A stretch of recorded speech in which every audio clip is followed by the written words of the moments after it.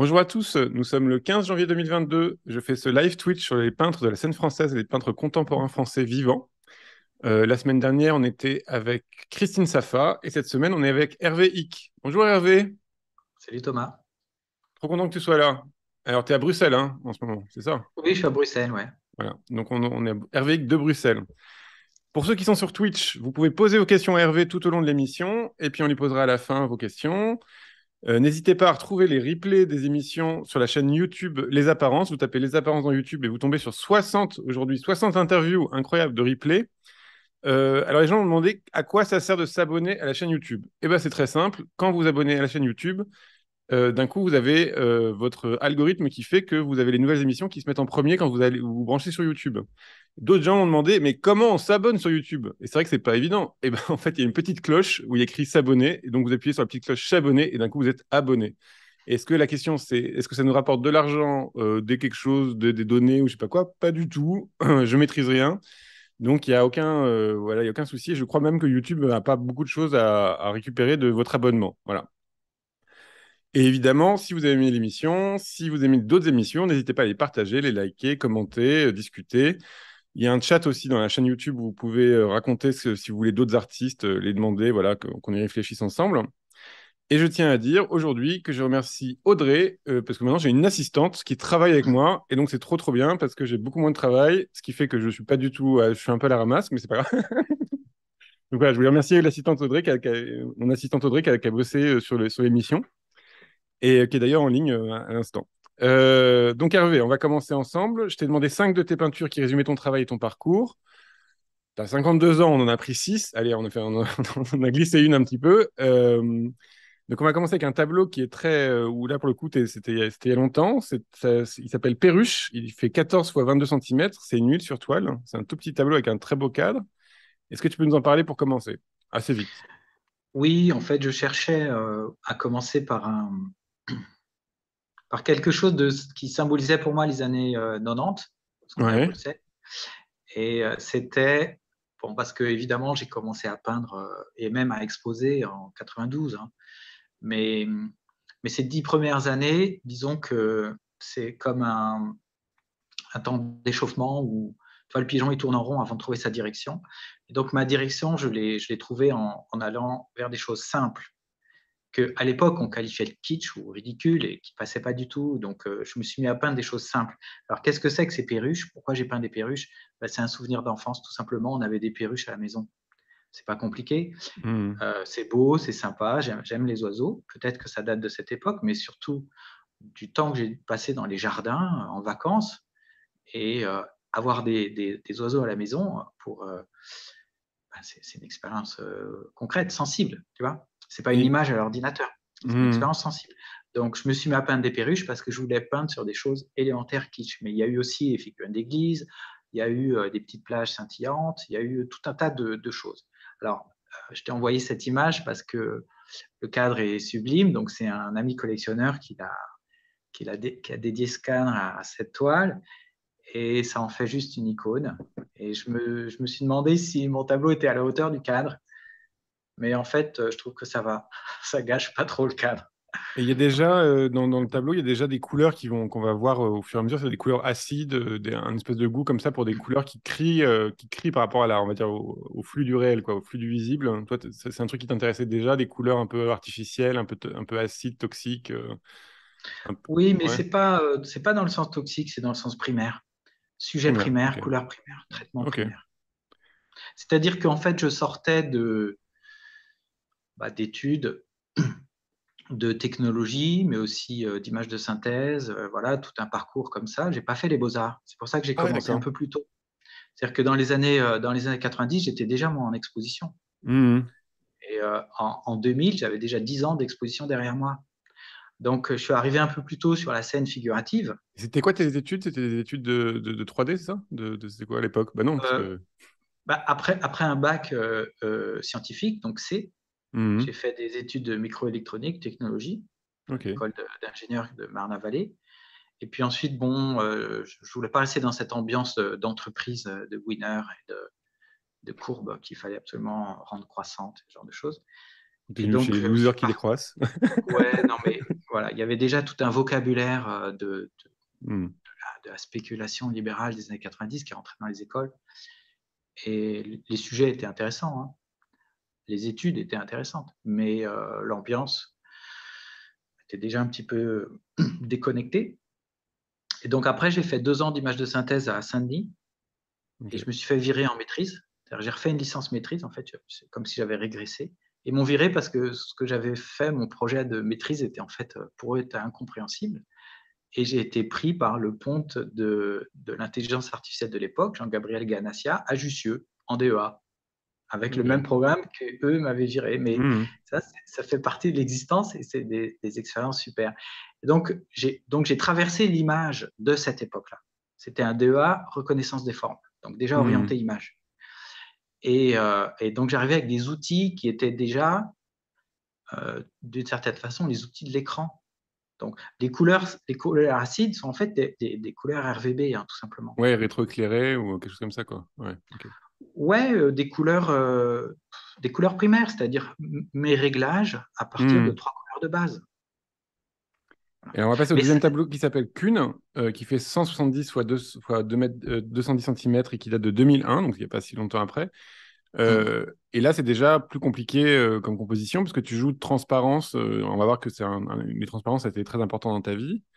Et tu joues de transparence. Alors d'un coup, comme tu me parles, ça existait déjà Photoshop avec les calques et tout ça, parce qu'évidemment, on pense à bien Picabia. sûr. Et c'est donc ça, c'était inspiré de genre d'image alors. Ouais. Alors, Photoshop existait, mais ça vient pas de Photoshop. Ah Ça oui. vient de la peinture. C'est-à-dire que j'avais déjà mis en place, c'est pour ça les perruches, j'avais déjà mis en place un vocabulaire simple. Mhm. Les fleurs, les oiseaux, des choses comme ça. Et ensuite, je cherchais une combinaison. Et dans les années 90, je faisais des juxtapositions, comme les bandes dessinées, parce que c'était ma culture, ma Mhm. première culture littéraire, c'était la bande dessinée. Et là, je me suis trouvé très limité, parce que ça faisait des tableaux hyper compliqués, avec des petits cadres et tout. Et là, bon, c'est l'histoire de l'art. C'est pas seulement Picabia ou Paul Koch qui faisait des Oui, transparences bien et des sûr. compositions avec des vernis. Ouais. Schnabel, on a fait aussi d'une manière un peu plus crade. Il y en a évidemment dans la peinture classique, mais il y avait à ce moment-là Marc Desgrandchamps qui faisait des superpositions avec des transparences. Et Mhm. pour en avoir parlé avec lui à cette époque, je me souviens que c'est lui qui m'a intéressé en fait à Raoul Dufy. Raoul Dufy, Ouais, c'est bien un grand sûr. peintre, Ouais. mais qui passe un peu inaperçu parce qu'il prend des sujets très modestes, en fait, des gens sur la plage.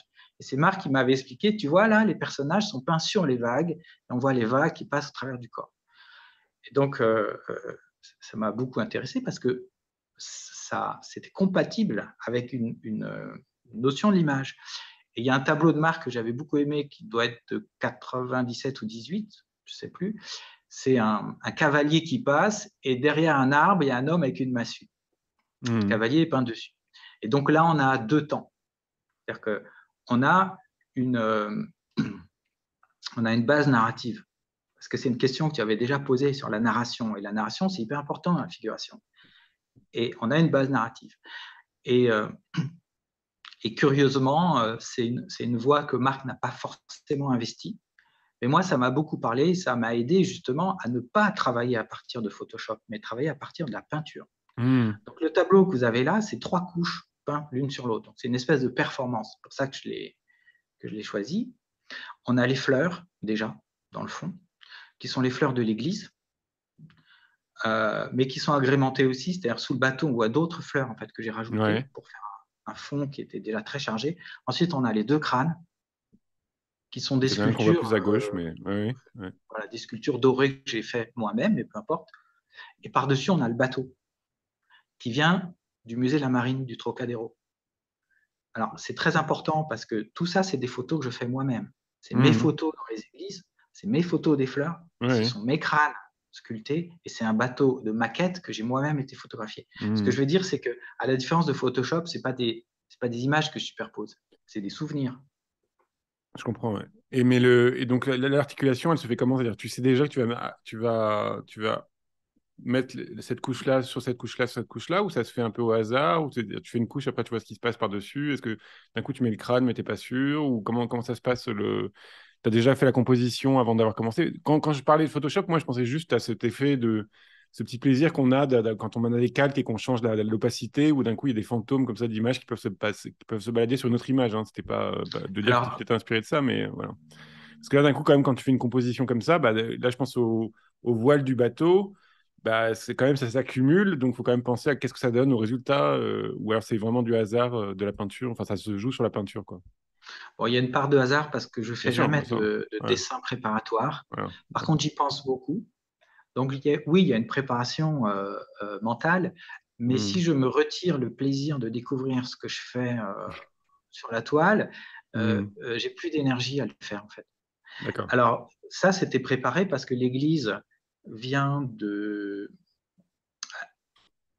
Pour cette série-là, c'est la toute première de 2001, Hmm. l'Église vient de l'Église des pêcheurs à Ajaccio, où j'avais passé l'été.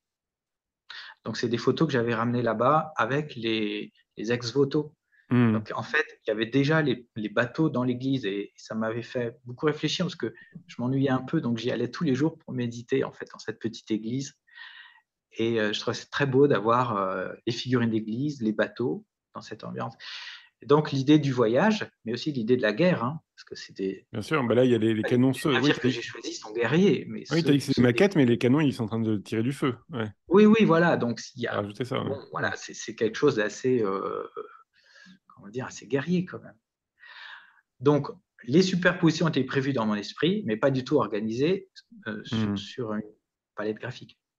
D'accord.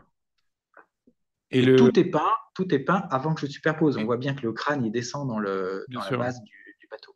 Et d'ailleurs, en 2000, c'était des photos numériques. C'était des photos argentiques, c'était pas des photos numériques, la base des tableaux. Non, mais la photo numérique existait quand même en T'es sûr en 2000. 2000? Déjà en Ah 2000? oui.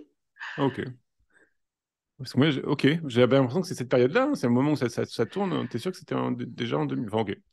Donc c'était déjà numérique que tu as tes photos de base. Bon, tu poses une bonne question en vérité Je parce crois pas, hein. Ouais. que j'ai gardé Le pas mal Coolpix, de machin, films, là. de tirages papier, mais est-ce que Ouais. je faisais des tirages papier à partir du film ou à partir de Et, photos numériques? Eh ben, passons, on n'a pas la réponse. Et alors, par contre, la faudrait question que j'avais vérifier. maintenant, c'était dans les années 2000, c'est connu comme une année, comme des périodes assez dures pour la peinture figurative. Voilà, c'était plus, on va dire, l'esthétique relationnelle ou des choses comme ça qui étaient à la mode. Toi, tu as une peinture là, pour le coup, qui est vraiment très imagière, très chargée et tout ça. J'imagine que ça devait être assez étrange comme retour, que tu avais comme retour sur ta peinture, ou comment ça se passait? Là, Bah, tu c'est avais très 30 simple. Quand ans. j'ai Ouais. commencé dans les années 90 à reprendre des petits sujets kitsch, Ouais. faire des perruches, des fleurs et tout, bah, je me faisais insulter. Mais Mhm. c'est pour ça que j'ai largué tout ce groupe de peintres que je fréquentais parce que ils n'allaient pas dans la même direction que moi. Mhm. Donc, il fallait, quand je dis larguer, c'est comme on largue les amarres. Il fallait que je parte sur mon navire. Mhm. Donc, j'ai pris ma direction. Mais c'est vrai que quand j'ai commencé à montrer ce genre de peinture, on me disait que c'était de la merde, hein. Enfin, clairement. Après j'étais longtemps seul avec les fleurs et les perruches. Après, longtemps après, c'est devenu à la mode. Ouais. Et donc, c'est toujours le truc un petit peu difficile parce que euh, tu fais ça depuis un certain temps, c'est à la mode, et puis tu as l'impression que le crédit de la difficulté, d'une certaine façon, part avec la difficulté. Ouais, je comprends. Et t'es arrivé quand même à gagner ta vie avec ça. Donc, tu avais 30 ans. Comment tu gagnais ta vie à ce moment-là, dans les années 2000? Tu travaillais à côté, tu vendais des tableaux, Non, j'ai toujours gagné ma vie en vendant des toiles. Ok. Depuis la fin de mes études, en fait, avec des hauts et des bas, hein, il y a des Ah ouais, périodes difficiles, mais j'ai toujours survécu comme ça. d'accord. Après, j'avais la chance d'avoir un atelier à Barbès, hein, donc j'avais pas de loyer. T'avais pas de loyer, ok. Ouais, ouais, sinon ça aurait été plus Ça aide. difficile. Ouais. Et on va passer au troisième tableau qui s'appelle Gourou avec un S. Donc là, pour le coup, ça fait un peu années 80. On sent les Bernard Tapie. Ouais, ouais, c'est vrai. Euh, donc le tableau fait 1m30 sur 1m62. Et là, encore une fois, tu joues de transparence, mais de manière peut-être plus maîtrisée, ou plus, en tout cas, plus tenue formellement. Est-ce que tu peux nous en parler de ce tableau? Ouais, c'est un tableau beaucoup moins sophistiqué que le précédent, mais en fait, avec cette série de bateaux dans les églises, je Mhm. pense que j'avais achevé une certaine sophistication, une certaine maîtrise de ma technique. Et donc, je me reposais un peu parce que c'est grandes toiles qui étaient assez fatigantes à faire. Tu vois, c'était quand même une épreuve. Et Hmm. je voulais repartir sur des sujets sociologiques. Donc, c'est là que j'ai attaqué Sérieux? les rêves parties. Les Qui sociologues étaient vont exposés. apprécier. En fait, les rêves Entre- parties ont donné Ah oui, ouais, ça, t'as fait donc toute une série de gens qui faisaient la fête ou voilà.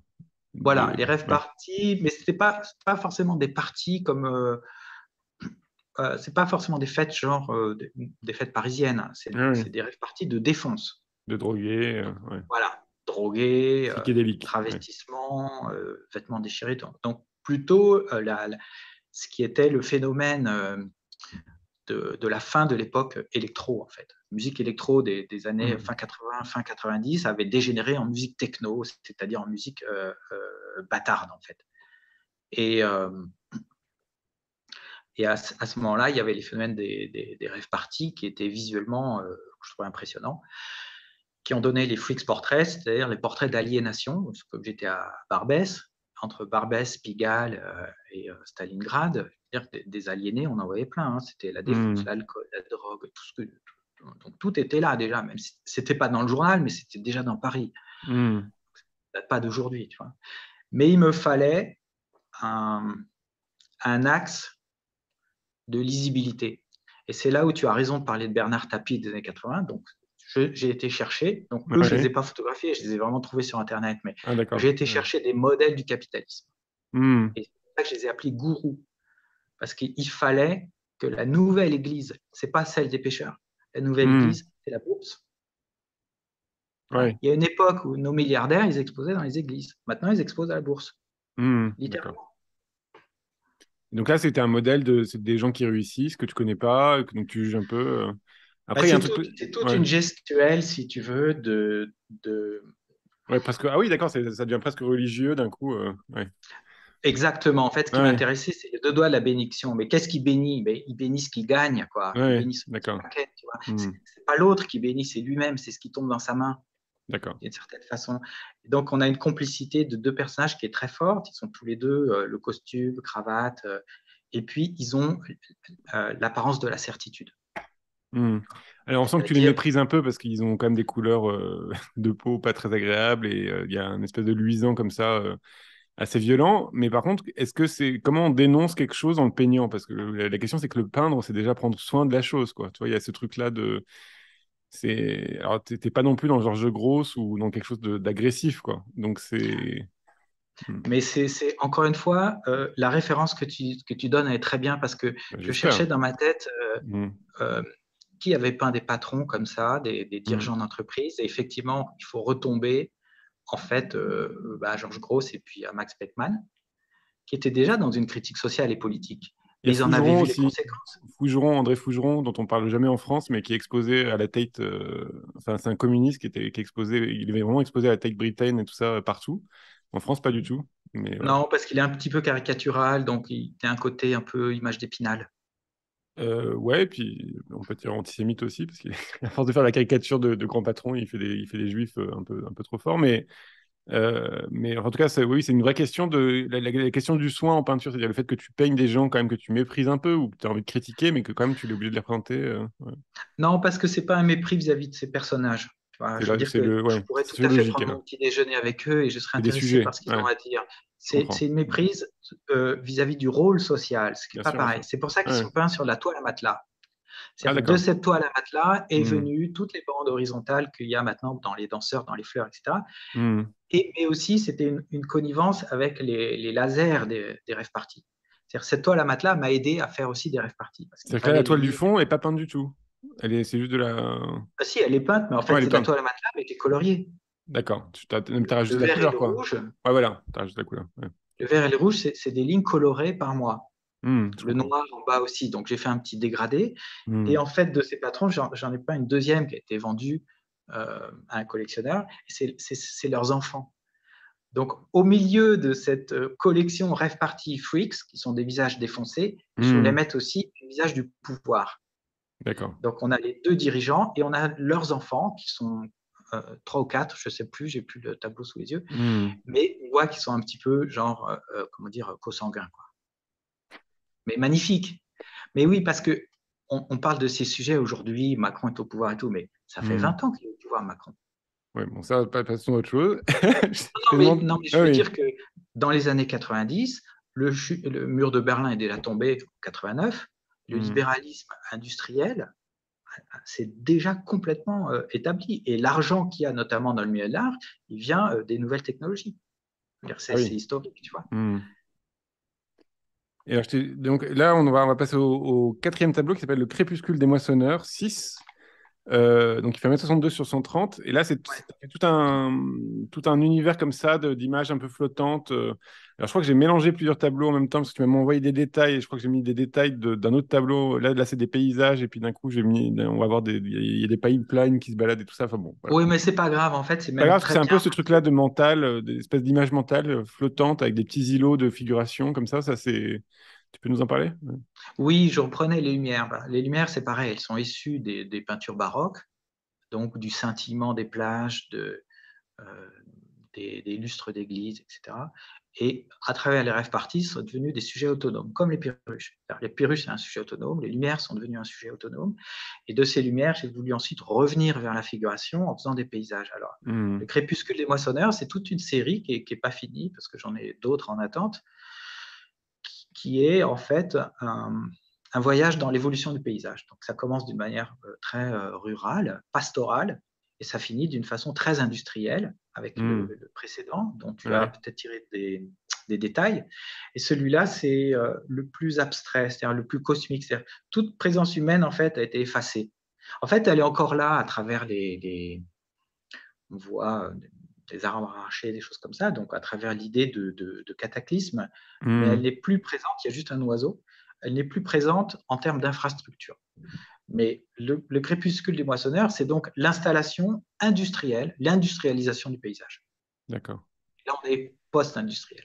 Et là, pour toi, ces compositions ou ces images, c'est des images mentales? C'est quoi l'univers, enfin l'espace que tu essaies de créer dans le tableau, quoi? C'est-à-dire que on a une vision de loin avec des couleurs, comme ça, c'est un peu abstrait. Puis après, on a des petites tâches figuratives à aller visiter, comme un monde qui a plus de cohérence aussi, parce que d'un coup, on n'a pas il y a plus de flux de réalité, quoi. C'est comme des... Alors, il y a lecture multiple, parce que là, c'est comme toi, je disais qu'avant d'être sur des transparences vraiment brutales, j'étais dans des fragmentations à la bande dessinée. Donc là, on revient un petit peu On revient à à la la bande bande dessinée. ouais, bien sûr. Donc, à une peinture plus classique, puisque les bulles existent dans la peinture classique, tu vois, où tu as, je me souviens de Zurbaran fait ça, par exemple. Ouais. Tu as des petites bulles qui sont censées éclairer la scène principale. Donc, c'est le cas là. Alors, d'où viennent ces images? Bon, en fait, là, c'est un croisement de différentes sources. Il y a un mélange de photos personnelles, de photos trouvées et puis de souvenirs. Parce que, pour ceux qui ne savent pas, une partie de ma famille maternelle, vient de Guyane. Ah, d'accord. Et mon grand-père, donc, qui a grandi en Guyane, faisait beaucoup de peintures de coucher de soleil derrière les palmiers. Et j'en ai toujours eu à la maison. Donc, ces couchers de soleil derrière un palmier, c'est comme les perruches. C'est souvenirs d'enfance, en fait.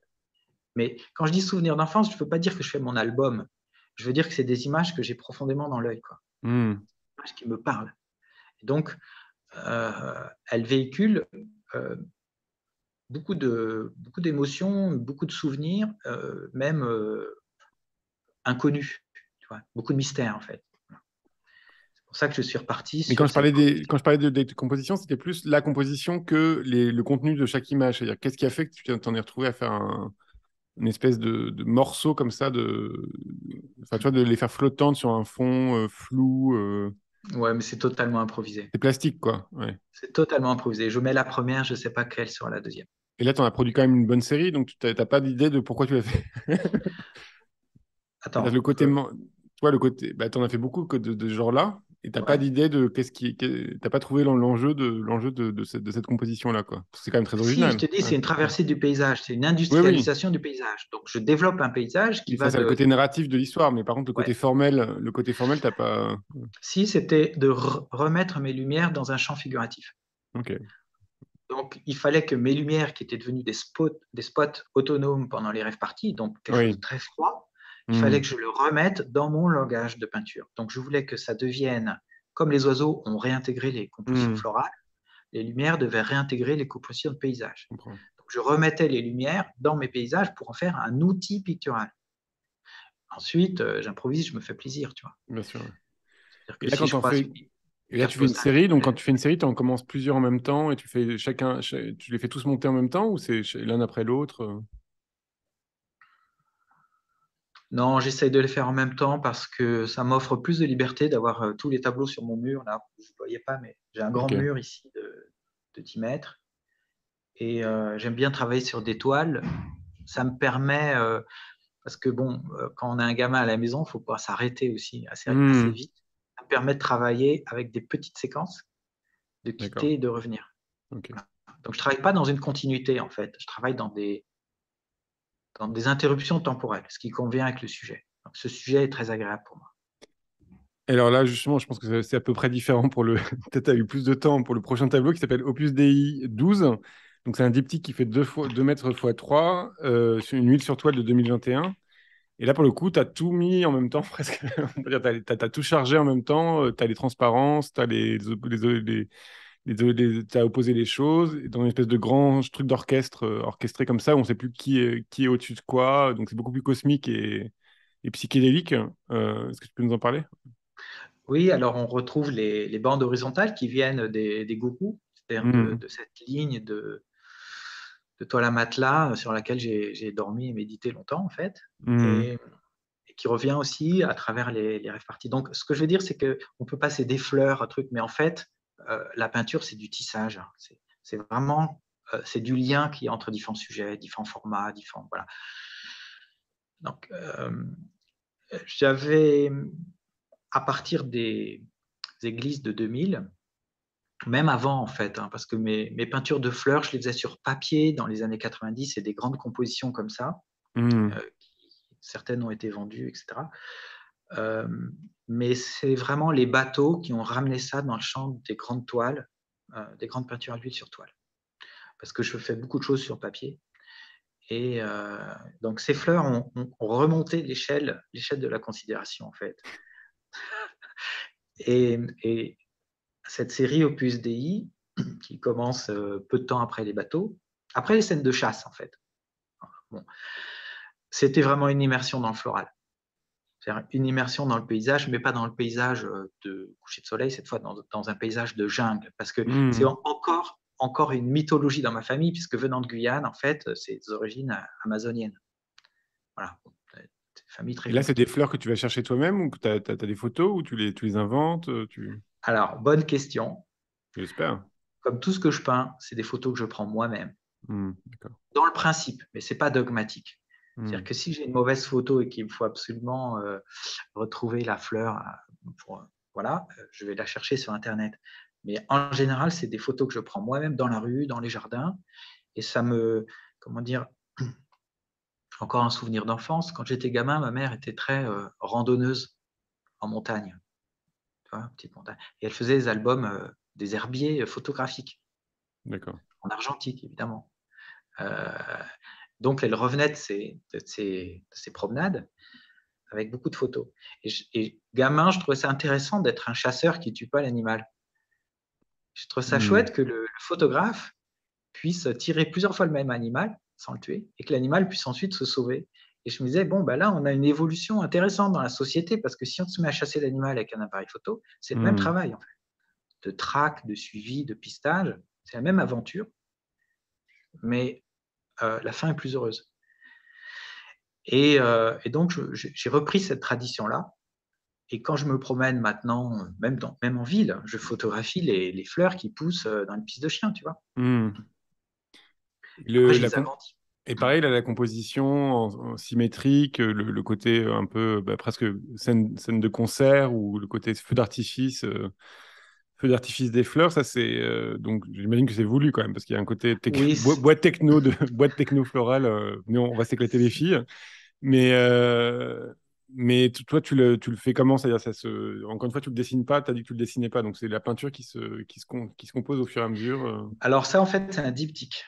Ouais, Donc là, il y a deux châssis dans le ouais, je te dis. Ouais. tableau. Et c'est la seule que j'ai faite comme ça. Bon, en fait, je suis en train d'en faire une autre ici, mais c'est Mhm. la seule que j'ai faite comme ça. J'adore les fausses symétries. D'accord. Euh, la symétrie géométrique, elle est fatigante parce que le cerveau a tout de suite compris de quoi il s'agit, donc c'est un jeu qui est épuisé. Mais j'adore la fausse symétrie parce que le cerveau croit qu'il va retrouver une règle. Il croit qu'il peut rationaliser les choses, mais en fait, pas du tout. C'est pas rationnel. Donc, les fausses symétries, si tu veux, pour moi, ça augmente la perdition de l'esprit rationnel dans l'univers végétal. D'accord. C'est-à-dire dans l'univers de la nature qui ne correspond pas à ce que nous, on croit être la nature. Et pareil, On jouer a avec une le manière décoratif, c'est le même jeu, c'est-à-dire de jouer à quelque chose de décoratif qui serait un peu coloré, chamarré, tout ça. Puis en fait, il y a des couleurs quand même un peu sales ou des choses. Je pense aussi à tu avais fait une série sur les rêveurs qui sont assez glauques comme ça. Enfin, il y a un côté de près, on peut être pris par le détail qui est un peu angoissant, quoi. Voilà. C'est ça, ce rapport entre la séduction de la peinture, des petites fleurs, et puis de près, bon, bah, c'est quand même un peu acide et sale et abîmé ou presque pour les pourri. rêveurs, oui, il y avait un truc glauque volontaire, mais là, j'essaie vraiment de faire joli. Ok. Mais c'est joli marron, quoi. Tu vois, c'est joli marron, c'est pas joli. C'est une très belle couleur, le marron. C'est une Oui, couleur de oui, la non, moi j'adore le terre. marron, mais on parle pas, mais c'est pas, on va pas dire que c'est une couleur à la mode, quoi, le marron. Le Eh ben, monde est écoute, gris et marron, ça on le sait, mais chez moi, elle a toujours été à la mode. C'est vraiment une d'accord, couleur de oui, base. d'accord. Mais disons que c'est une couleur qui fait ressortir les autres. Elle fait sortir les fleurs. Voilà. Hmm.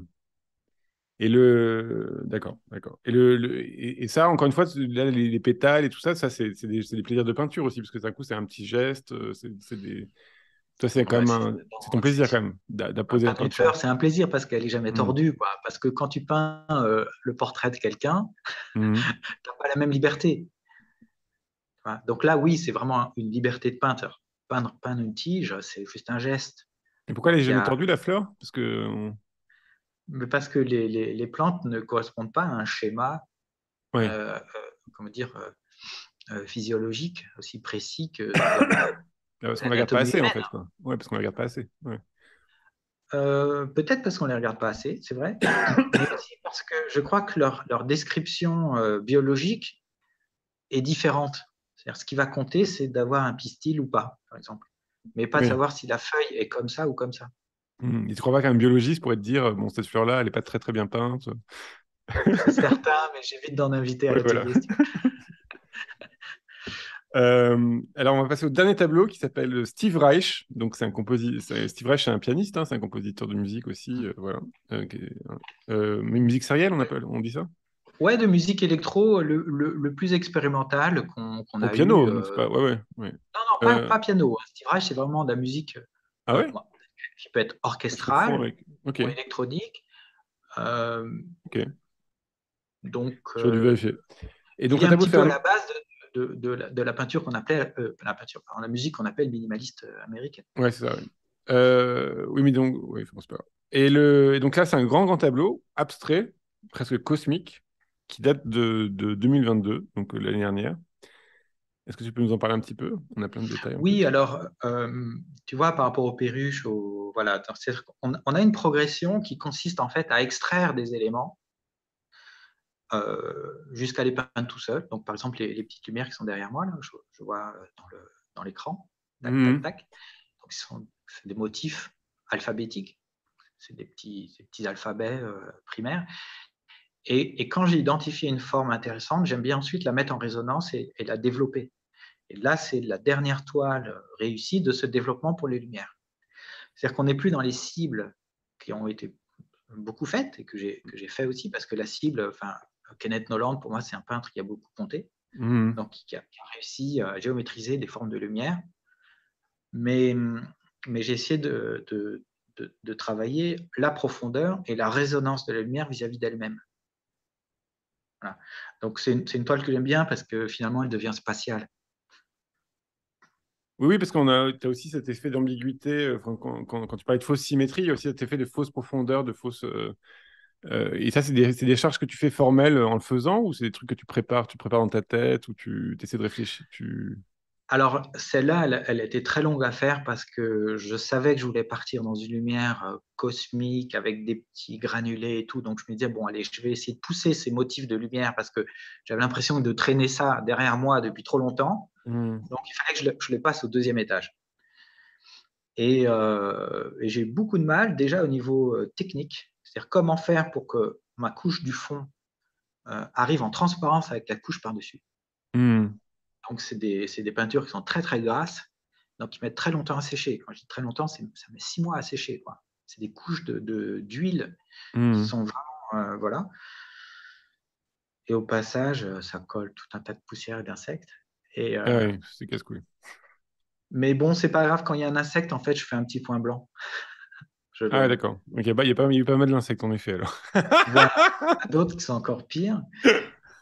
Et donc après, il y a un moment de courage, si tu veux. Quand ta première couche est finie, il faut avoir le courage de la sacrifier Hmm. et de passer au deuxième niveau. Et c'est ça qui est difficile. C'est de se détacher du tableau pour le réaborder comme s'il n'avait plus aucune valeur. Et c'est ça qui prend du temps. Parce que tu ne peux pas finir un truc et le lundi matin, hop, Le repeindre saccager. dessus. Ouais, bien sûr. Il faut donc passer parfois 1 an, la rouler et tout, et jusqu'à être fatigué de cette toile, jusqu'à se dire je l'ai assez vue.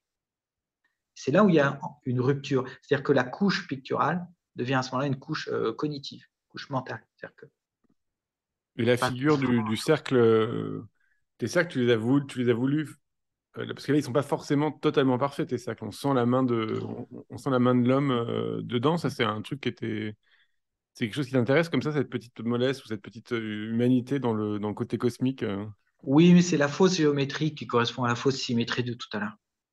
Hmm. C'est-à-dire que les transformations du plan sont des outils naturels de la pensée humaine.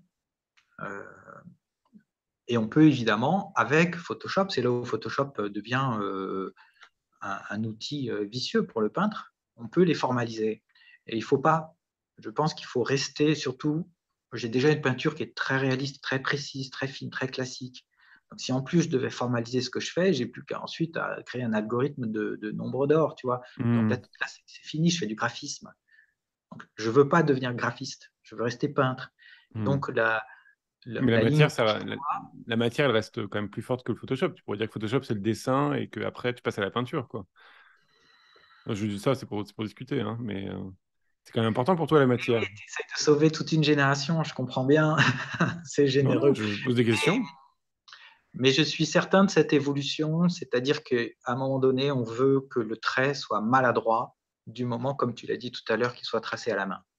Et c'est pour Hmm. ça que mes cercles sont des vrais cercles. Enfin, je ne fais pas des patatoïdes, mais ils sont Hmm. maladroits parce que je les trace à la main. Mais je cherche un cercle, mais en sachant qu'il ne sera pas parfait parce que je ne me donne pas les outils pour le faire Oui, parfaitement. c'est ça. C'est-à-dire, moi, je pense que enfin, je suis à peu près certain que tu pourrais le faire parfaitement, donc c'est bien un choix de le faire comme ça. Avec une Ouais, corde, ça serait ouais, facile, voilà. mais ça Ouais, serait tout autre chose. Ce serait un d'accord. autre univers. Donc, il faut rester quand même dans une perception humaine, c'est-à-dire déformée, de fausse symétrie, d'illusion, en fait. Hmm. Et tes couleurs qu'on a vues tout au long Enfin, je suis désolé, toi, tu parles de couleurs primaires. Moi, je dirais que c'est des couleurs plus acides, encore une fois, très urbaines, elles sont pas si naturelles que ça, quoi. C'est pas, il y a quand même quelque chose de l'ordre de la chimie, de la toxicité. Enfin, peut-être qu'on n'est pas, on n'est pas d'accord là-dessus, mais il y a quand même quelque chose de l'ordre de. Là, je vois les couleurs diffusées de ce tableau-là, et il n'y en a aucune qui paraît être une couleur naturelle ou alors celle d'un coucher de soleil, quoi. Tu vois, il y a ce truc de un peu pollué. Non, ça c'est pas. Un Enfin, aurore la boréale, couleur, tu généralement, vois, c'est souvent de l'inconscient du peintre, hein, mais je trouve qu'il y a quand même, il y a quand même quelque chose de l'unité dans ton travail qui est quand même t'as un travail très large avec beaucoup d'angles et beaucoup de choses comme ça. Une des unités, c'est la couleur où bah, on a des verts acides, on a des bleus comme ça électriques, des jaunes. Ouais. alors c'est une question qu'on m'avait posée quand j'exposais au Creux d'Enfer, les rêves partis et les lumières, Ouais. en 2007, hein, quand même. Et je me souviens de la réponse que j'avais Donc le faite. Creux d'Enfer, c'est à Thiers, c'est ça? C'est à Thiers. Oui, Voilà. c'était avec Frédéric Bouglet, Voilà, qui a qui était un quitté. lieu qui exposait beaucoup de peinture à une époque où il n'y avait pas beaucoup de gens qui exposaient de la peinture. On en a parlé avec Florence Raymond également, mais voilà. Ouais, c'est vrai qu'elle a exposé là-bas. C'est un lieu qui exposait beaucoup de choses. Je me souviens que Frédéric m'avait parlé de l'expo de Florence Raymond qui préparait. Il était très Ouais. content de. Tout avait un petit catalogue là-bas qui était très beau, un tout petit catalogue très réussi. Ouais, je m'en souviens. Tout à fait, dans lequel on retrouve tous les freaks portraits et les rêveurs Hmm. de l'époque. Et les Ouais, gourous aussi qui sont dans ouais. le catalogue. Alors, la réponse que j'avais faite à l'époque, c'est. À l'époque. Oui, je dis à l'époque parce que je pourrais en Bien sûr, changer sûr. aujourd'hui. Ouais. Il y a toujours il y a un opportunisme du discours, tu vois, tu connais. Je connais pas du J'avais tout, dit moi que je suis toujours sincère. Ouais. les couleurs renvoient à une stabilité émotionnelle et sentimentale. Quand on est dans la révolution et dans la colère, on va toujours utiliser des couleurs plus vives, plus fortes et plus agressives. Et dès qu'on est bourgeois et satisfait de sa condition, on a tendance à calmer les couleurs. Ouais, c'est Alors, j'ai intéressant. une plage qui va effectivement des marrons aux couleurs acides. Ok. Mais ce que je dirais aujourd'hui, c'est pas uniquement ça. Ce que je dirais aujourd'hui, c'est que effectivement, j'ai grandi dans un univers urbain parce que je suis un Parisien, je suis né à Paris, donc avant de partir à Bruxelles, j'ai toujours vécu à Paris et j'ai toujours vécu à la lumière artificielle. Donc pour moi, la ville est le lieu de ces lumières qui sont de plus en plus agressives. Regarde, l'éclairage diode est insupportable. On nous met des diodes partout, c'est insupportable. Ça fait des lumières qui sont très agressives. Mais cette agressivité-là, elle fait partie de l'univers humain. Donc, je ne suis pas dans le cosmos, en fait, là, je suis dans le mental humain. Ok. Et t'écris à côté ou pas? T'écris un peu, hein, je crois. Oui, j'aime bien écrire, mais je ne suis pas écrivain, hein, ni critique. Hein. Non, non, t'es pas. Mais par contre, c'est un truc. T'as quand même un rapport à la peinture assez mental. C'est quand même. Enfin voilà, il y a quand même un truc de. T'es quand même dans un truc mental, quoi. On est d'accord. Tu réfléchis beaucoup à tes peintures. Mais je pense que la peinture n'est que ça. La Oui. peinture n'est qu'un outil. Ce que je dis habituellement, c'est que ce n'est pas la peinture qui est plastique, c'est le cerveau. Donc, on travaille la plasticité du cerveau à travers la plasticité de la peinture. Et c'est vrai pour tous les peintres, hein, même ceux qui l'ignorent. Oui, oui, bah, de toute façon, oui. Faut être un petit peu intelligent quand même pour être peintre. Hein. C'est pas si évident. Non, mais je dis même Oui. ceux qui l'ignorent, c'est-à dire que ce n'est pas nécessaire d'être conscient de ce qu'on fait au moment où on le fait. Peindre, c'est exercer une pensée libre, en fait. C'est-à-dire qu'une peinture, ce n'est pas du langage, ce n'est pas de l'écrit, ce n'est pas du dogme, ce n'est pas une feuille du journal, ce n'est pas une équation mathématique, c'est quelque chose qu'on peut lire dans tous les sens et sans qu'il y ait une vérité qui s'impose aux autres. Alors, du coup, on peut en discuter. Qu'est-ce que tu penses de ça? Ouais, non, j'ai pas du tout aimé, mais là, ah oui, c'est intéressant ce que tu dis. Puis d'un seul coup, il y a une phrase qui fait que, ah, c'est marrant, je vois plus du tout ça de la même manière. Et d'un seul coup, tu as lu ou écouté quelqu'un qui t'ouvre une porte, ce tableau que tu n'aimais pas, il s'ouvre à toi. Parce que, parce que ta pensée va grandir avec lui. Donc, c'est un support de croissance et d'exercice. C'est un gymnase. Une peinture, c'est un gymnase à soi tout seul, tu vois, à elle toute seule. Et tu exerces une pensée libre, il n'y a pas un sens de lecture, il n'y a pas une signification qui domine une autre. Est-ce qu'il y a beaucoup de domaines comme ça dans notre société aujourd'hui, où les choses ne sont pas formalisées en avance? Il y en a très peu. Un peu ouvert comme ça, ouais. Alors, on va passer à la deuxième partie de notre émission. Et je t'ai demandé une peinture de l'histoire de l'art qui était importante pour toi. Et tu m'as amené un tableau de Otto Marcellus von Schrick qui s'appelle Nature morte avec insectes. Alors là, tu vas pas me dire que c'est pas un peu quand même acide et sale et tout ça. Voilà. Il y a peut-être tous les trucs les plus malaisants de la nature qui s'ajoutent les uns aux autres. Entre le crapaud visqueux et le serpent suintant et les œufs de serpent champignons là. Est-ce que Je tu veux pense nous en que c'est un parler? champignon, ouais. Mais il y a un brocoli aussi derrière, tu vois, il est vachement Ouais, bien important sûr. Ouais. Mais il est magnifique derrière le ce serpent tableau, hein. parce Il est qu'il super. sort de la cuisine celui-là.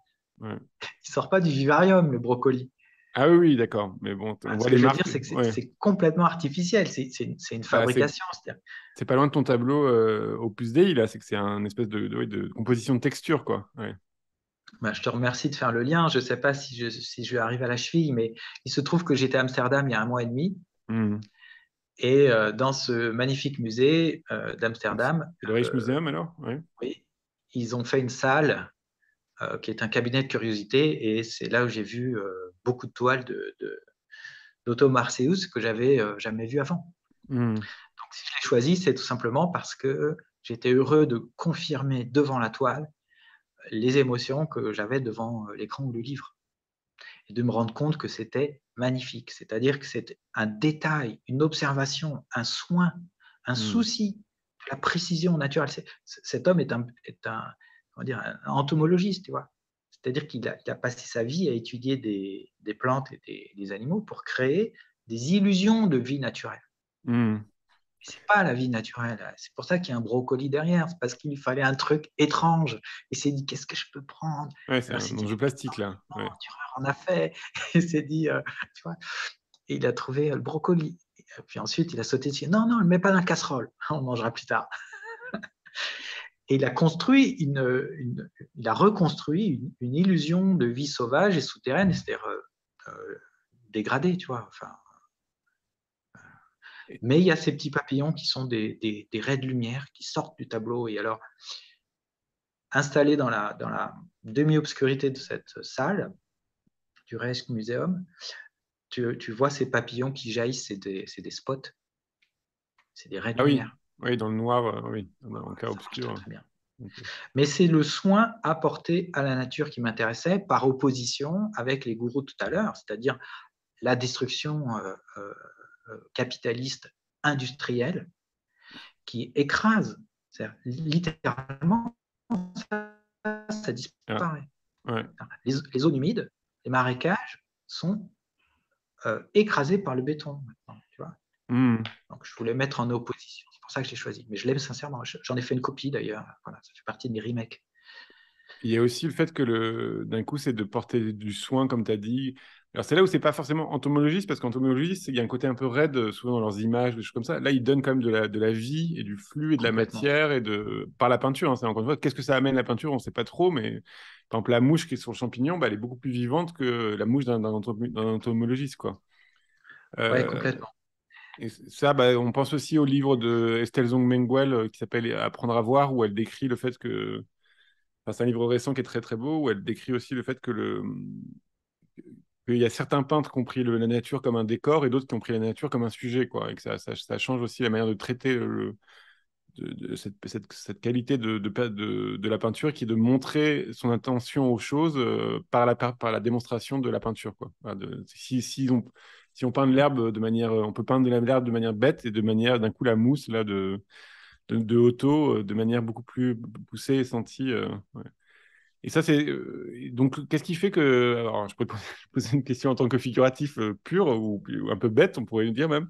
Qu'est-ce qui fait que d'un coup, tu vas faire des images mentales et tout ça, plutôt que de s'attaquer voilà, à un espèce de biotope, un tableau qui serait un espèce de biotope plus, on va dire, plus réaliste dans l'espace, dans la figure, dans le. Pourquoi les Ouais. transparences à ce moment-là? Parce que ce que tu Mais ça, décris, c'est ça une pourrait image être. mentale pour moi. C'est-à-dire que c'est pas la vraie nature, c'est Je la suis d'accord, nature mais telle qu'elle est elle émise joue de la avec pensée. les. C'est force de la pensée. Pour que tu aies un effet, on pourrait se bagarrer un peu là-dessus, c'est que pour que tu aies un effet de papillon qui explose dans du tableau, il faut que tu aies un effet de lumière cohérente qui fasse que le papillon explose. Si tout explose dans tous les sens, d'un coup, on a moins c'est le tableau qui explose, c'est pas le papillon dans le tableau, tu vois. Allez. Oui, non, mais ce que tu dis, c'est vrai, mais ça apparaît dans certains paysages, en fait, des choses plus Oui, discrètes, où je oui. vais mettre une lumière, pas deux, tu vois. Voilà. Mais après, il y a effectivement mes explosions de feux d'artifice, comme les fleurs de tout à l'heure. Euh, Non, non, mais c'est la question. Moi, je pose juste la question du réalisme presque. Tu vois, c'est pourquoi une image mentale plutôt qu'une image réaliste qui jouait justement de peut-être. En fait, où est-ce que tu mets la limite entre les deux? C'est-à-dire, Bah, prends je quelqu'un, sais pas la réponse. Mais demande-lui de décrire un paysage, prends quelqu'un d'autre, il hmm. va décrire un autre paysage. Hmm. Et puis tu vides une bouteille de champagne avec eux et ils vont décrire encore un autre paysage. Je veux dire, où est-ce que le cerveau est vraiment en phase avec la réalité? Ah oui, bah ça, c'est une. Ouais. Ok. Donc je dirais que c'est le point, c'est pas le réalisme, c'est le soin, le souci. C'est-à-dire que quelqu'un de ivre peut te dire j'adore la nature. Hmm. Son adoration, elle est aussi valable que celle d'un scientifique qui va te dire j'adore la nature d'une façon beaucoup plus raisonnée et maître de lui-même. Donc c'est le soin qui fait ce type de tableau. C'est pas le réalisme. Oui, on pourrait dire que c'est une différence entre l'intention et l'action, quoi. C'est-à-dire que c'est pas pareil de dire je t'aime que de me faire des preuves de Que sa de te prière d'amour. bombarder de SMS. Non, pas bombarder de SMS. Ça, c'est pas de l'amour, mais oui. Euh, alors, je t'ai demandé une œuvre d'art qui t'intéressait pas. Alors, non, c'est une peinture que tu n'aimais pas, que tu ne comprenais pas encore et que tu rejetais. Donc, tu m'as proposé une sculpture de Mark Hanford qui s'appelle Twist Lamppost Star Sculpture, qui date de 2012 et je crois qu'il est pas très loin de chez toi. C'est ça. Quand je suis à Paris, je loge à Adrienne-Bolland, c'est-à-dire c'est entre Porte des Lilas et Porte de Bagnolet. Et ce lampadaire rose, alors je regarde si tu as mis une image. J'en ai mis Ouais, plusieurs, j'en ai mis même dans la nuit pour lui porter un peu chance, parce que je trouve dans la nuit, c'est un peu moins moche, on dirait un truc un peu de Noël. Voilà. ok. C'est vrai que j'avais choisi une photo avec le McDonald's Oui, oui, derrière, mais il y est, on a la qui est photo. catastrophique. Alors, encore une fois, c'est quelque chose que j'ai vu. D'accord. Donc, je passe Mmh. souvent là-bas et souvent, ça m'énerve de voir ce grand machin. Alors, pourquoi? Rendez Alors, l'argent. Non, tu vois, c'est un lampadaire qu'on pourrait oui, imaginer de forme traditionnelle, mais qui a été plié comme un origami par une main de géant. Alors, comme une paille au McDo, quoi, d'ailleurs. ouais, non, mais voilà, exactement. Comme on fait avec les pailles au McDo quand on s'ennuie et que. Il n'y en a plus, d'ailleurs, des pailles au McDo. C'est une bonne nouvelle. Euh,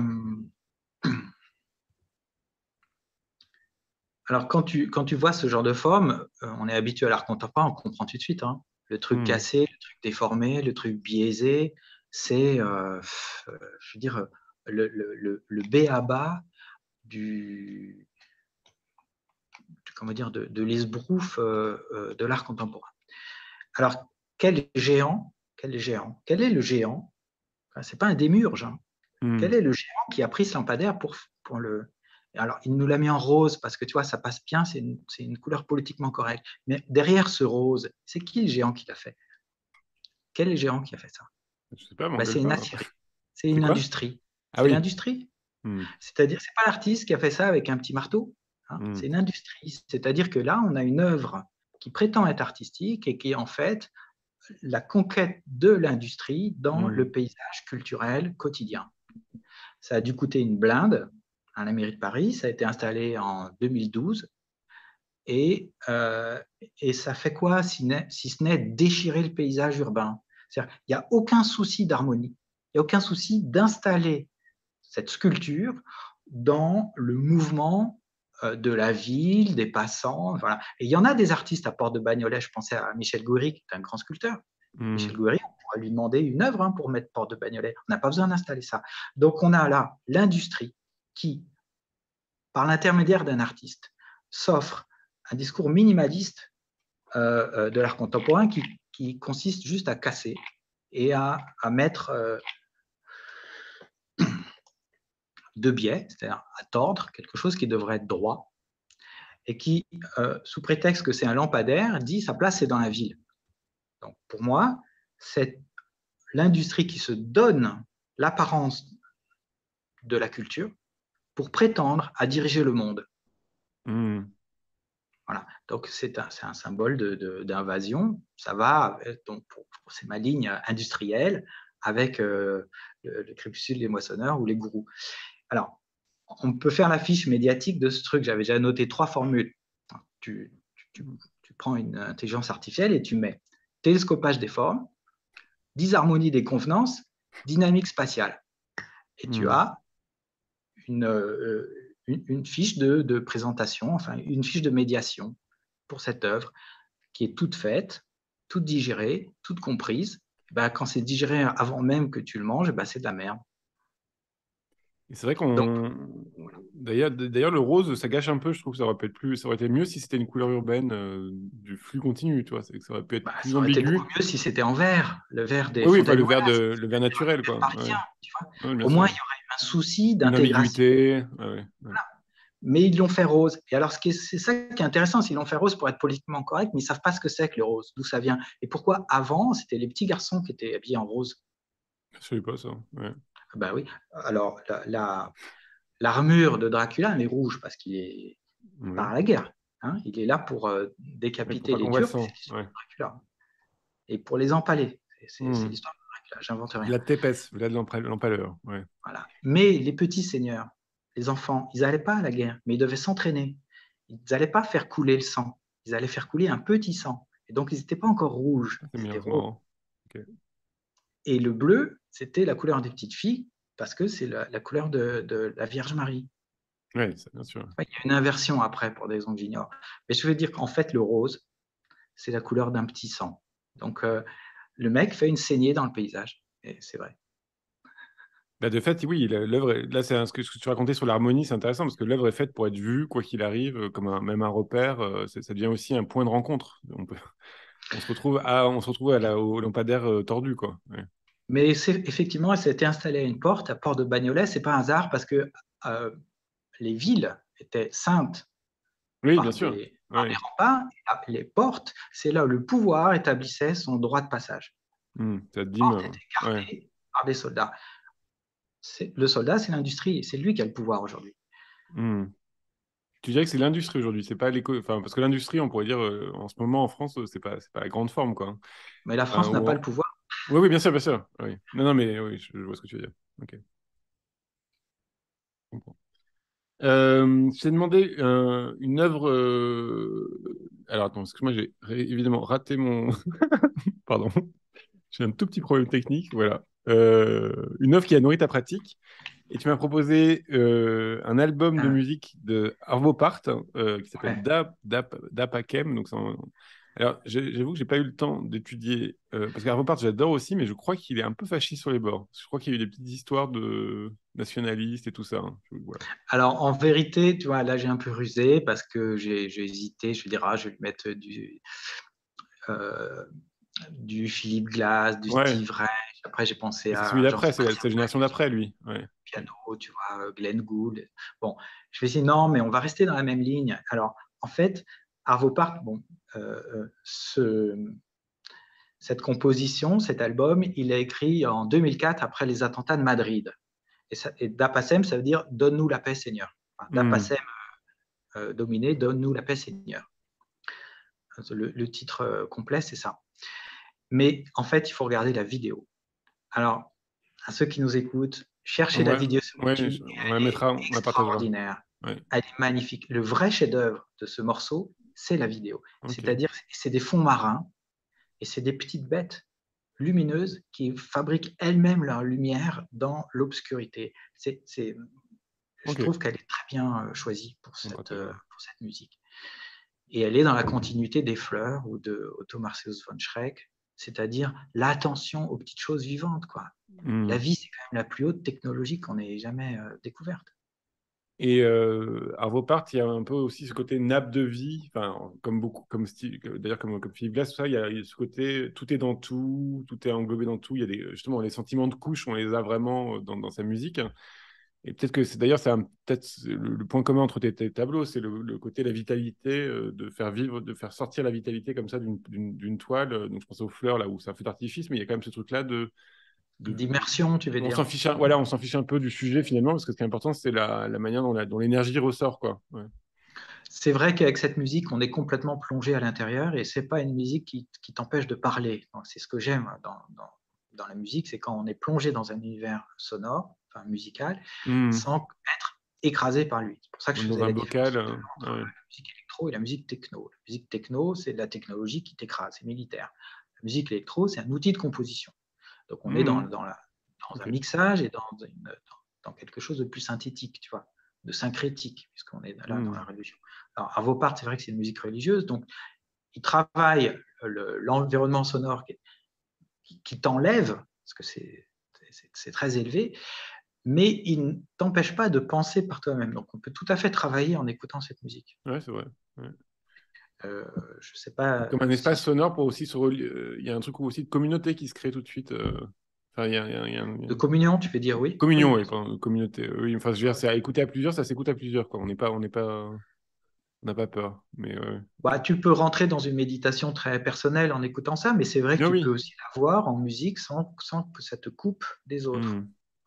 C'est pas une musique qui interrompt les conversations, mais là, en l'occurrence, ce que j'aimais dans cette musique, bon, c'est effectivement, c'est un développement par vague, donc c'est très lent, Hmm. très lent de toute façon, mais c'est cette vidéo qui m'a fait choisir, c'est cette Très bien. vidéo qui Là, on montre va la vraiment partager sur YouTube. Vous pouvez la retrouver. Ouais. la majestueuse variété de la vie, quoi. Et je t'ai demandé un livre sur l'art qui t'a influencé, et tu m'as proposé un livre au catalogue d'expo, je crois, qui s'appelle Qu'est-ce que l'art français de Bernard Lamarche-Vadel. Bah ouais. Voilà. Ouais. J'avoue, j'ai acheté le livre aussi juste à cause de la couverture. Tu l'as lu? Mais tiens, en fait, j'essaie de le retrouver dans ma bibliothèque, je ne l'ai pas retrouvé, mais je sais que je l'ai. Mais je m'en souvenais plus trop. Mais je crois qu'il y a un peu de Armand dedans ou des choses comme ça. Hein. Oui, en fait, il y a deux choses dans Ah, ce livre. Il y a, c'est ton fils veut jouer aux jeux vidéo. Ouais. non, non, il faut bon, il y a quelque chose à faire là, Il est mais ça vite. va, on peut Ouais. attendre un peu. Il y a deux choses dans ce livre. Bon, d'abord, il y a sa sélection personnelle d'artistes qu'il côtoyait et qu'il aimait. Donc, c'est toujours très touchant de lire le texte qu'un critique a écrit sur les artistes qu'il aimait, parce que Ouais. c'est profond, c'est sensible, etc. Et ensuite, il y a son texte vraiment, qu'est-ce que l'art français? Et pourquoi c'est important? Ben, d'abord parce qu'il y a un art français, il y a une culture française, et c'est pas le président qui en parle le mieux. C'est Ouais. Bien sûr. la Ouais. dernière définition. Écoute, c'est pas pour être politiquement correct que je vais dire ça, c'est parce que vraiment, je trouve que c'était juste. J'ai été voir le film de Omar Sy, Ouais. Les Tirailleurs. Ouais, bien sûr. Ouais. Un peu de genre. Bon, en fait, la bande-annonce est plutôt pas mal. J'ai écouté un peu ce qu'il disait, c'est plutôt pas mal. Et le film est plutôt pas mal, et plutôt même réussi. Donc, c'était un bon moment. Et ce que dit Omar Sy, j'ai trouvé intelligent, il dit, mais il y a une histoire, mais il y a plusieurs mémoires. Et Mhm. il le dit avec une métaphore que j'aime beaucoup, c'est l'arbre. Il y a plein de branches qui alimentent un tronc.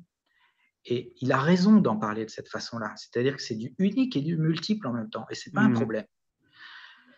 Alors oui, il y a un art français, et c'est celui-là. C'est celui qui a plusieurs mémoires, c'est-à-dire que ce soit ma famille qui vient d'Europe de l'Est ou de Guyane, que ce soit Chagall, parce que j'ai mis un post sur Facebook récemment, que ce soit Chagall qui reprend les couleurs de Raoul Dufy, Mhm.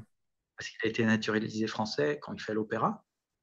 Euh, voilà. Donc on peut converger avec des origines différentes, mais aller dans la même direction. Ce qui compte, ce n'est pas l'origine des gens, c'est leur direction, c'est là où ils vont. Mhm. C'est ça qui compte. Alors lui, ce qu'il propose, la Marche Vadel, c'est une lecture de l'art français. Donc c'est un texte qui est un petit peu compliqué parce que, voilà, on va couper le son. C'est un texte qui est un peu compliqué parce que son écriture, elle est tout emmêlée comme mes fleurs. Et Mhm. j'adore. Et à ma connaissance, en France, c'est le dernier qui a eu l'ambition d'écrire quelque chose comme ça. Bah, Il n'y a pas eu. ouais, ne serait-ce que la couverture est déjà presque choquante pour nous. Ouais. Exactement. Mais c'est le Mhm. dernier qui a eu l'ambition de dire, voilà, il y a un art français Mhm. et je vais vous en parler. Mhm. Voilà, moi, quand je suis tombé là-dessus, ça m'a touché et ça m'a beaucoup aidé. J'ai beaucoup pris pour mes communiqués de presse et tout ça. Donc, Mhm. j'ai une petite dette. Ouais, puis c'est une chose aussi c'est une vraie question que, enfin, là, par exemple, j'étais à Francfort cet été et j'étais dans un musée à Francfort et j'étais très, très étonné de voir, je sais pas, peut-être 15 salles d'art allemand historiques des années 50 à aujourd'hui, avec une espèce de facilité de position qu'on n'a pas du tout au Centre Pompidou, enfin, voilà, une facilité, une franchise dans le fait que c'est de l'art allemand et c'est comme ça, et puis c'est nos grands artistes, on y croit. Qui est aussi en Angleterre d'ailleurs, et qui a pas du tout. Enfin, je pense en Belgique, c'est un peu pareil. Il n'y a pas du tout ça en France, quoi. Ouais. Non, mais c'est le seul pays qui ne le fait pas. Et Ouais. ça, voilà, c'est une politique française, c'est une forme d'oppression.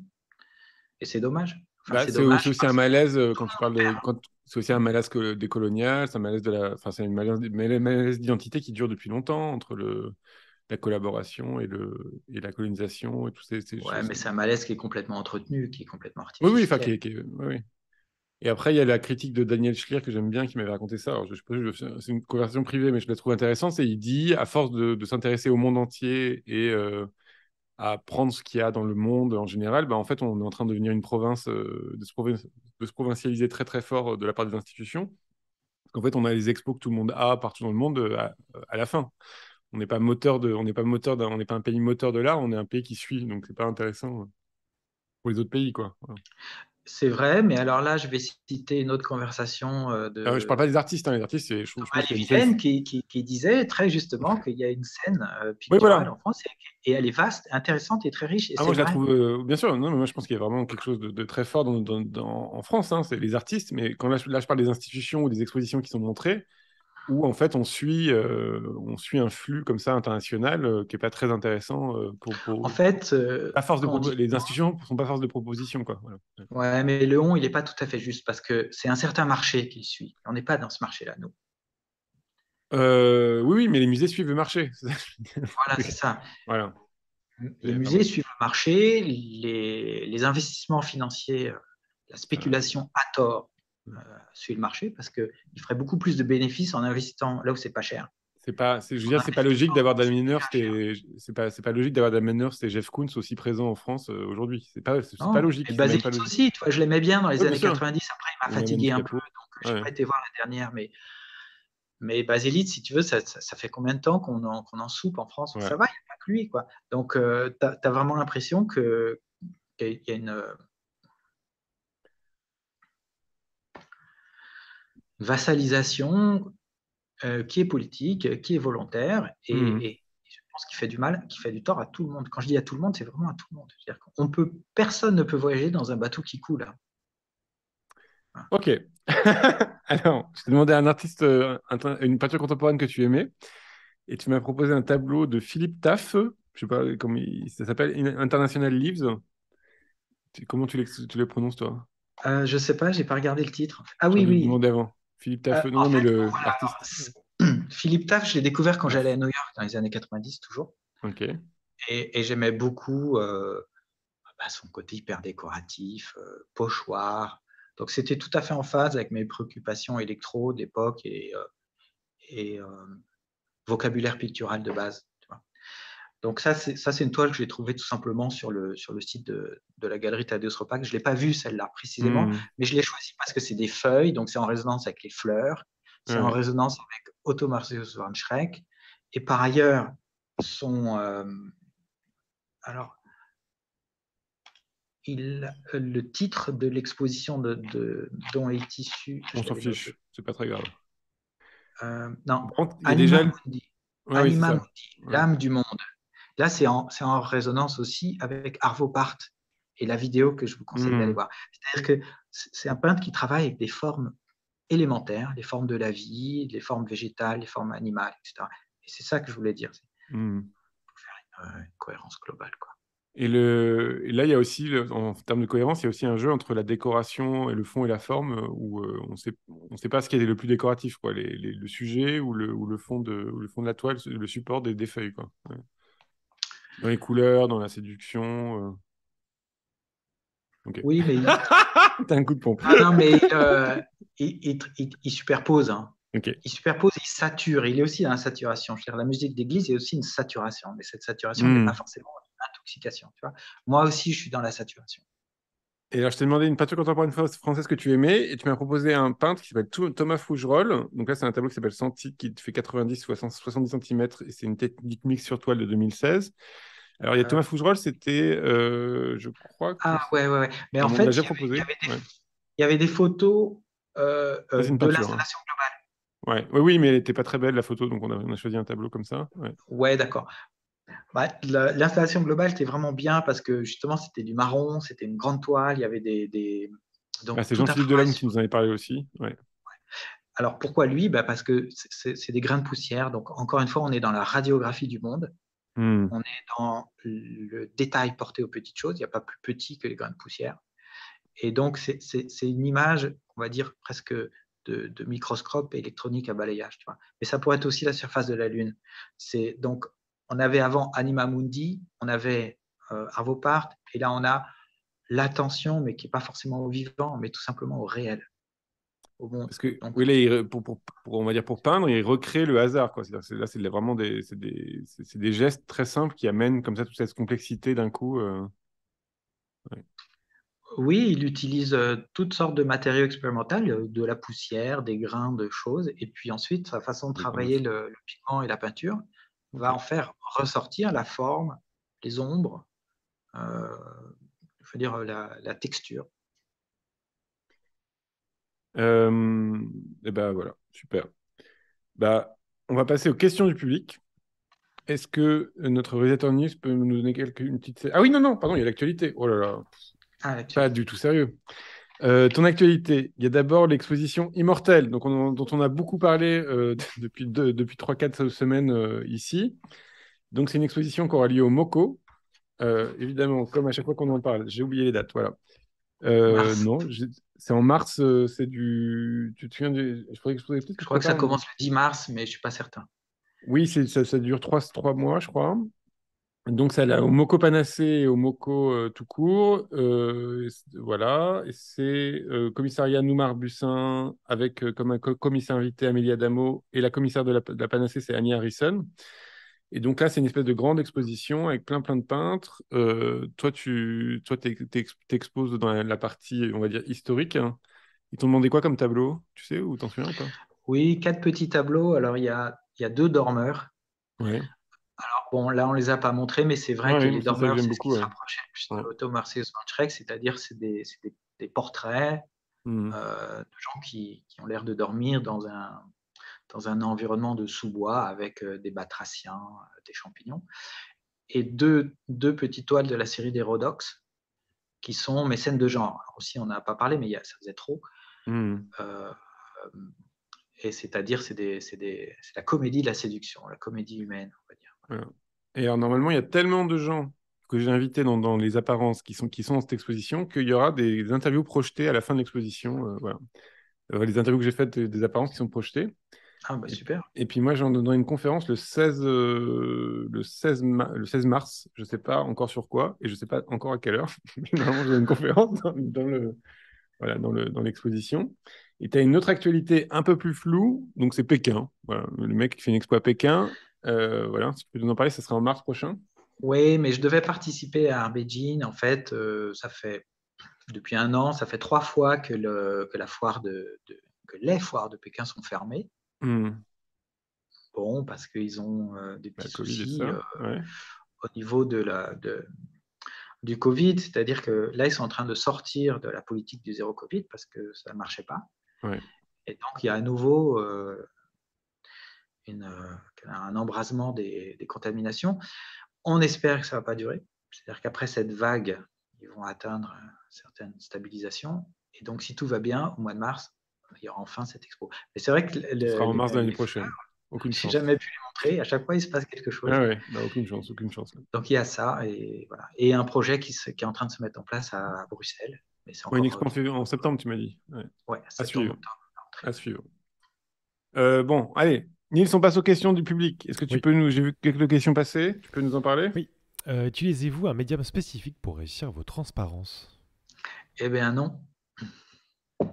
Non, non, c'est juste de la cuisine personnelle et secrète. Ah, Mais ok. effectivement, c'est pas. Qu'on appellera le glacis, hein, c'est pas non plus... Non, je Ouais, rigole. bon, voilà. Comment glacer l'ambiance? Non. Ouais. Oui, oui, non, mais tu as raison, c'est le glacis. C'est-à-dire, en fait, chaque peintre doit définir ses mélanges et la façon de les utiliser. Parce que quand on utilise l'huile, l'essence de terbentine et du cicatif, en fait, il y a Hmm. toute une plage de textures. Voilà. Ouais. Elle va sécher, elle va durcir. Alors, au peintre de savoir travailler à l'intérieur de cette évolution. Mais j'utilise aucun médium, aucun produit chimique particulier, aucun vernis, rien. C'est juste de l'huile, quoi. Donc c'est de l'huile diluée, quoi. Enfin voilà, enfin, où il y a moins de pigments que J'attends que longtemps de... que ça sèche et je repeins par-dessus, tout simplement. Ok. Une question, Nils? Malgré que vous ne dessinez pas vos compositions, avez-vous malgré tout une pratique du dessin? Oui, pour lui-même. Tu Voilà, les pour exposes ou lui-même. pas, hein? Tu les exposes? Oui, j'ai tout un tas de dessins, même sur mon site. Hein, Hmm. je les expose quand je peux, Oui, oui, mais parce c'est que... vrai ouais. que j'ai peu exposé le dessin, c'est un fait. Hmm. Mais je dessine par ailleurs. Voilà. C'est vrai que la peinture, c'est comme une piscine. Je plonge directement dedans Et sans passer par. le côté bande dessinée et tout ça que tu avais au début, ça t'intéresserait pas de faire une bande dessinée? Je pense à des gens, j'en avais parlé avec Marcos Carrascar, par exemple, qui a quand même un univers aussi, toi, très marqué, et d'un coup, lui, ça le travaillait de faire des bandes dessinées ou de créer un monde comme ça, même cinématographique.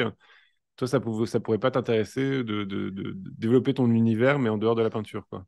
Si, si, j'ai eu des velléités, mais le problème, c'est que la bande dessinée, pour moi, c'est un art accompli.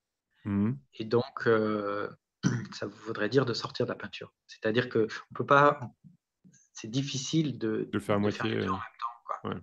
Alors, c'est un investissement que je pense être total et complet. Je dis ça parce que j'ai beaucoup de respect pour les dessinateurs de bande dessinée qui sont chez les créateurs comme les écrivains ou les peintres qui sont seuls aux commandes de leur création. Je veux dire, c'est pas une production industrielle, tu vois. C'est pas un lampadaire rouge, c'est pas un film hollywoodien. Oui. Ça engage très peu de gens en fait.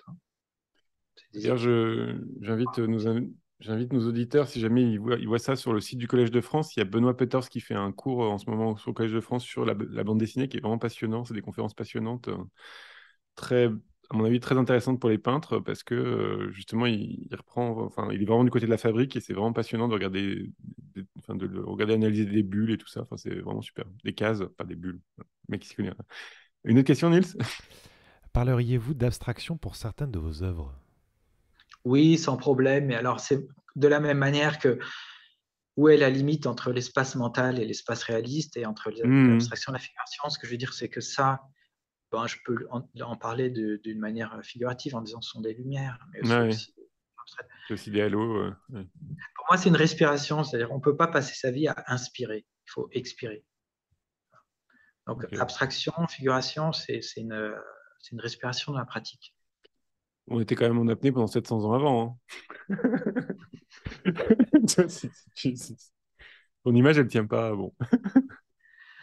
Je ne sais pas si, avec la révolution industrielle, celle du 19e siècle, et puis ensuite Ouais. ça s'est aggravé au 20e siècle, notre société technologique est devenue très prétentieuse, très orgueilleuse.